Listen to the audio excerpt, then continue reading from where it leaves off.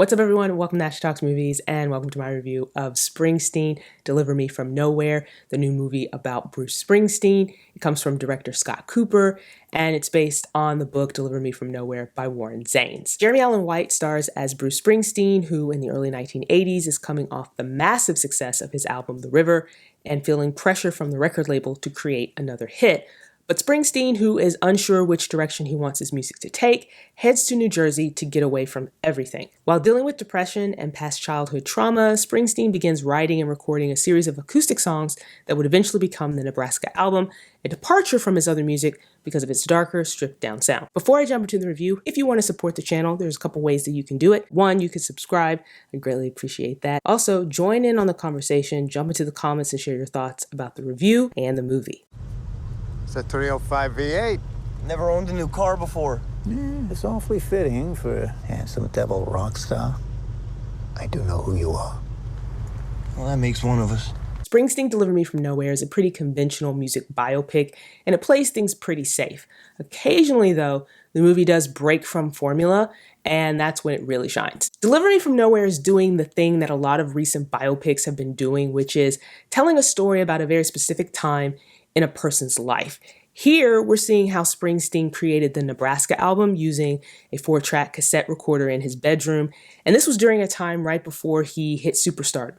And he's feeling pressure from the record label to keep the momentum from his recent hit going, and Springsteen is not really in a good place.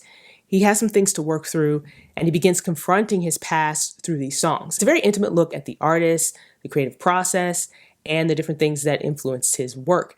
And the movie doesn't really stray away from that central focus of the story of Springsteen trying to create this album while facing immense pressure from all sides. That hyper-focused approach felt very limiting, especially for someone who might not know that much about Springsteen's life going into this movie. If you are a big Springsteen fan, however, you can fill in the blanks. Now, the movie does offer some backstory. Cooper uses black and white flashbacks to show the complicated relationship that Springsteen had with his father, played by Stephen Graham. And the flashbacks also show moments in Springsteen's life that inspired certain songs on the album. But the flashbacks didn't really work for me. I appreciated the context, but they were really repetitive in what they were showing. And some of the flashbacks were too on the nose with how they were showing the connection between certain moments in Springsteen's past and the very specific influences for certain songs. Jeremy Allen White carries this movie. His performance is incredible. Now, he doesn't really resemble Springsteen, at least in terms of how he looks, but he definitely did his research and he nailed the mannerisms. And he's really great at playing a tortured artist, which I think comes in handy for this type of story. White also does his own singing, and he sounds close enough to Springsteen, but not too close to the point where he sounds like he's just doing an impression. Odessa Young plays Faye, a young single mother who begins a relationship with Springsteen. And Young's performance is really strong, and I like the chemistry she had with White, but I don't think the relationship added much to the story, and a lot of their scenes, even though I did like them together, just felt like filler. Jeremy Strong gives a solid performance as Springsteen's manager, John Landau, but even though I think Strong is a very good actor, I couldn't help but see glimpses of Kendall Roy, his character in Succession.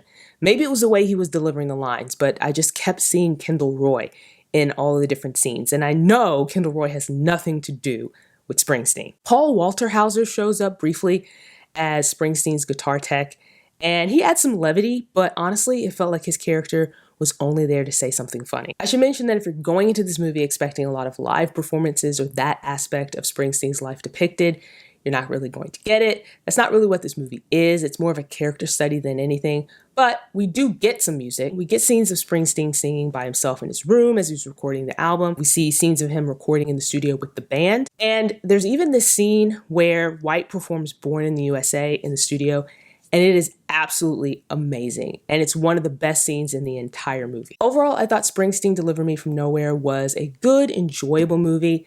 Yeah, it's a little conventional and some parts of the story don't work, but Jeremy Allen White delivers one of the best performances of his career. And if you're a Springsteen fan, I definitely think it's worth a watch. So those are my thoughts on Springsteen Deliver Me From Nowhere, which is now out in theaters. Have you seen it? Did you like it? Jump into the comments and let me know. If you haven't done so already, make sure you subscribe to the channel. I greatly appreciate that. See you next time, everyone, and thanks for watching.